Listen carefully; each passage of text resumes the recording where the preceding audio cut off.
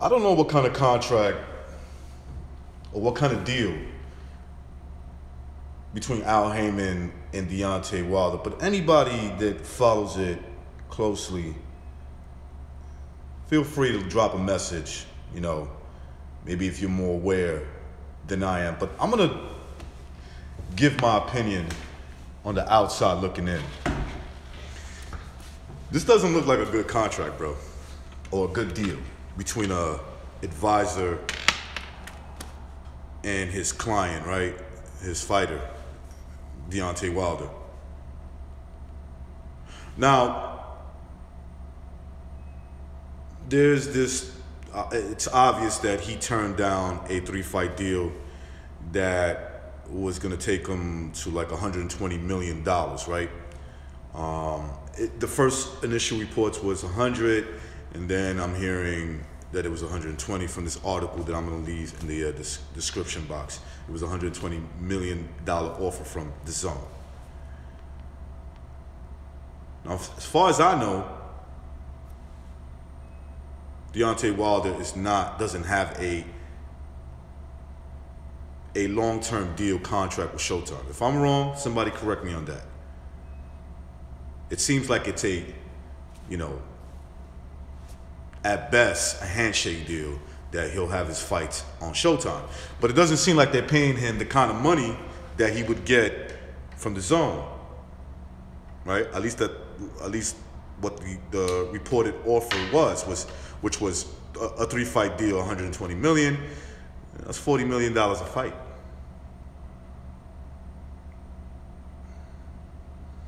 And I've heard Wilder fanboys for a long time saying this is not about money. And then they switch it up, they switch it back up to, well, if he's going to fight Wilder, he just wants his worth. So if Wilder's asking for 40% or 50%, that's what he should get. The way I understand this deal, it has 2 fights with Anthony Joshua. So he was going to get a 2-fight with Anthony Joshua. And if I had to suspect where the bulk of that $120 million was coming from, would have been from those 2 fights right there. Right? So in other words, if he would have fought Dominic Breazeale on the Zone, which tells me he pretty much has a handshake deal with Showtime, not really anything solid on the table, no guarantee money, no anything like that, just what they can possibly give him. Right? He would have fought Breazeale probably for like $20 million. And then to make up the rest, right? You take 20 out of 120, that's $100 million, bro. $50 million a fight with Anthony Joshua. I have a hard time believing that fight, Joshua versus Wilder, is worth that much money, but apparently it is, right? They wouldn't be offering that kind of money to Wilder if they didn't feel that they could not pay it, right? So it's obvious to me Wilder was not allowed to take it, because I don't think this is Wilder making the decision. Al Heyman is making the choices behind the scene. Someone else is. And there's got to be a big reason for that. You got to ask yourself, why would someone turn down a lucrative deal like that when, as far as I know, there's no other deal on the table that can top that, or at least equal that? So it allows him to stay in his lane, and everybody has their own lane, and make it more difficult, right? You got Wilder, Fury, and Anthony Joshua, all in the different lanes, right? If Wilder really wanted to fight Anthony Joshua, he would, he would get closer to that, signing with the Zone, gets him closer to fight Anthony Joshua and become undisputed, right? Win all the belts.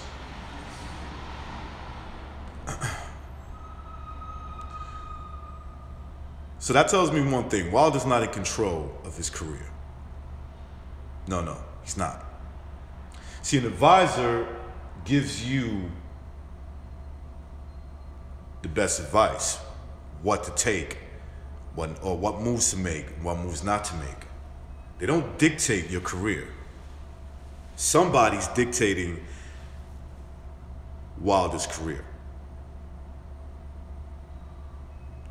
I mean, why else would you turn down $120 million? And now I poke fun at Wilder quite a bit, but I don't believe he's that stupid. I think he's a pretty stupid man, but not that stupid. 120 million, everybody could understand $120 million.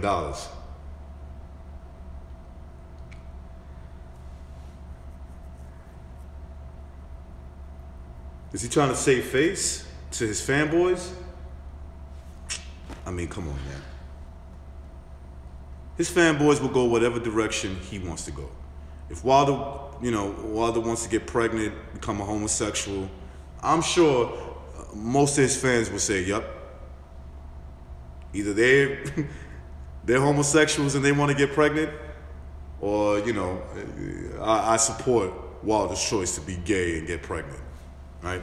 I'm obviously over-exaggerating and poking some fun at the Wilder comment and his fucking crazy fan base that switch it up like bisexuals.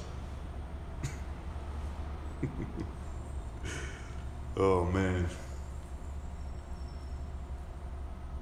Either way, I don't think Wilder's stupid enough to make this decision to turn down that kind of money. I think if it was up to him, he would have taken it. He would have taken that deal. There's something going on there. I don't want to pretend to act like I know what's going on, but it doesn't seem good when a guy cannot sign for that kind of money. Right? Maybe they're looking for a bigger payday. Maybe that's what it is. I have no idea. A better offer. But it doesn't seem like it gets any better than that.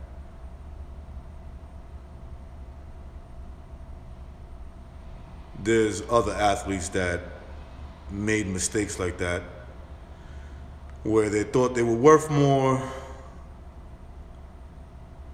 than they really were and ended up getting nothing at all. And maybe that's what's going to happen to Wilder. I don't know, but this whole thing seems strange. Maybe there is a better offer. There better be. Because if not, then Wilder has to be the biggest fool in terms of an athlete and signing a contract that would benefit him and his family.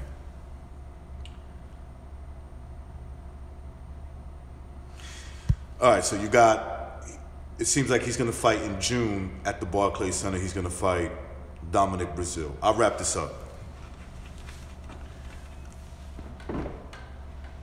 I will expect Wilder to win this fight. But this is a dangerous fight for Wilder. Make no mistake about it. Never play with a man in his family, right? You never play with a man in his family. And now I understand that boxing could be, very predictable when it comes to these kind of fights. Wilder has to be real careful. Right now, he's a man sitting with no contract, nothing guaranteed. He gets knocked off by this man, it would be fitting that it happened by a man like Dominic Breazeale, a man you try to look past, a guy you try to, son like he's underneath you. Those are dangerous people when they have something to prove. And you yourself have been trying to prove something, but bad decisions have kept you from proving what it is that you want to prove. This is the kind of guy you don't want to get frustrated with. You don't want to underestimate. Because if Dominic Breazeale knocks him out, beats the shit out of Deontay Wilder, which is the more unlikely scenario when it comes to how this fight plays out, you best believe Wilder would never be able to come back from that. And this would be the saddest story. I don't give a fuck about your fans. They could eat a dick. They're just, they're just there for the show.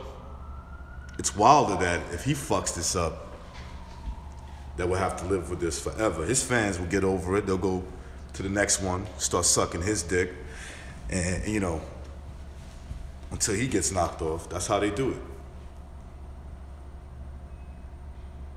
Wilder's going to be the one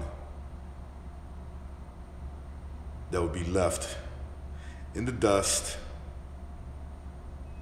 with a bank account on empty. That's my video.